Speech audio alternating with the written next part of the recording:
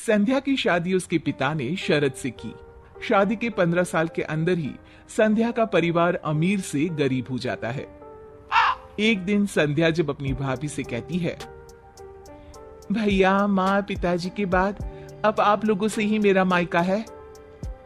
अरे संध्या दीदी, मायका बोलना आसान है, लेकिन जब मायके वालों को निभाना पड़ता है ना, हालत पतली हो जाती है।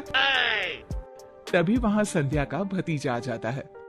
अरे बुआ, कब आई तुम? मुझे बताती थी, मैं स्टेशन लेने आ जाता। अरे पहली बार थोड़ी आ रही है जो रास्ता भटक जाती। अब गाड़ियां भले ही बहुत है, लेकिन सब काम पर लगी है। अरे कोई बात नहीं भैया। और बताओ, अपनी गुड़िया की शादी के बाद खुश तो है ना? हाँ हाँ, मेरी गुड़िया तो राज कर रही है, राज।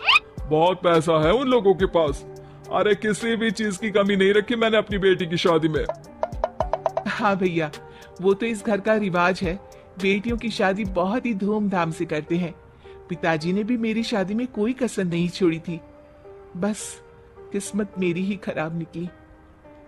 अरे दीदी, अच्छा ये बताओ कैसे आना हुआ और कब का प्रोग्राम है? संध्या पूरे घर को देखती है। उसे अपना बचपन याद आता है कि कैसे उसके पिता ने ये घर प्यार से बनाया था। मुझे सीढ़ियों वाला घर पसंद था, तो पिताजी ने मेरे लिए 2 तल्ले का मकान बना दिया। अरे बुआ, सीढ़ियों को घूर रही हो? जरूर बचपन में यहां से खूब गिरी होगी। संध्या की आंख से आंसू गिर जाते हैं। वो अपने कमरे में चली जाती है और अलमारी खोलती है। अरे दीदी, अलमारी क्यों छू रही हो? कुछ चाहिए क्या? मुझसे मांग लेती। अरे नहीं भाभी, बचपन से ये अलमारी में मेरे खिलौने और गुड़िया रहा करती थी। हाय रे दीदी, अब क्या बंटवारा चाह रही हैं क्या? संध्या भाभी की इस बात पर घबरा कर वहां से निकल जाती है। अगली सुबह घर में संध्या को न देखकर भतीजा बोलता है, माँ, अरे माँ, ये बुआ दिखाई नहीं दे रही, कहाँ गई?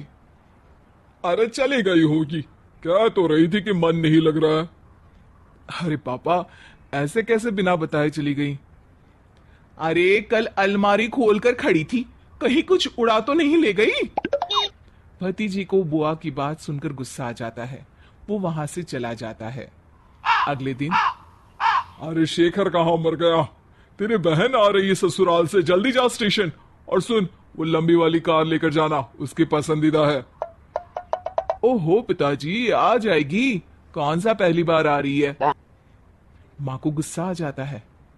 हाँ हाँ, अब मेरी बेटी को स्टेशन से खुद ही आना पड़ेगा। वाह जी वाह। शेखर, हुआ क्या है तुझे? क्यों नहीं जा रहा है अपनी बहन को लेने? उसने तेरे लिए क्या क्या नहीं किया, कितना प्यार करती है वो तुझसे। पिताजी, प्यार तो बुआ भी आपसे कम नहीं करती थी। फिर भी उन्हें ना कोई लेने और ना ही कोई छोड़ने जाता है, वो क्यों भला? पिता को गुस्सा आ जाता है और वो उसे थप्पड़ मार देते हैं। अरे बस करो, क्यों आप दोनों उस संध्या के लिए लड़ रहे हो? ठीक है पिताजी, आज तो आप ड्राइवर को भेजकर अपनी बेटी को ले आइए, लेकिन याद रखिए, अपनी शादी के बाद मैं अपनी बहन को कभी नहीं पूछूंगा। पिता को अपनी गलती का एहसास होता है। आज बुआ का जन्मदिन है, याद तो होगा नहीं आपको? पिता की आंख भर आती है। लेकिन तभी वहां अपनी पसंदीदा कार से संध्या घर आती है। भगवान भाई दे तो तुम्हारे जैसा भैया। पापा को पता था कि कौन से रंग की कार मुझे पसंद है। तुमने उसी रंग की कार से मुझे घर बुलाया, वो भी मेरा जन्मदिन मनाने के लिए। ईश्वर सबको तुम्हारे जैसा भाई दे। भाई संध्या को गले लगा लेता है।